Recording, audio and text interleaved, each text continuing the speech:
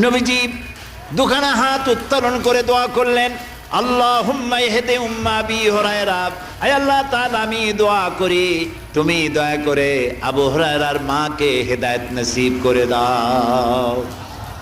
রাসূলুল্লাহ দোয়া করলেন আল্লাহ ওর মায়ের হেদায়েত করে দাও। হযরত আবু হুরায়রা রাসূলের মুখে দোয়া শুনে দিয়েছেন দৌড়।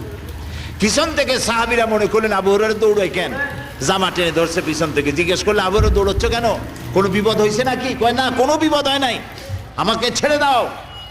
কেন, কি হয়েছে? হযরত আবু হুরায়রা বলেন, সাহাবীরা আমাকে ছাড়ো, আমি দৌড়াইয়া বাড়ি গিয়ে দেখতে চাই। আমি আগে দৌড়াইয়া বাড়ি পৌঁছলাম, নাবি বাড়ি পৌঁছবার আগে আল্লাহ নবীর দোয়া আমার বাড়ি পৌঁছায়। সেই দুইটা জিনিসের কোনটা আমি দেখতে চাই।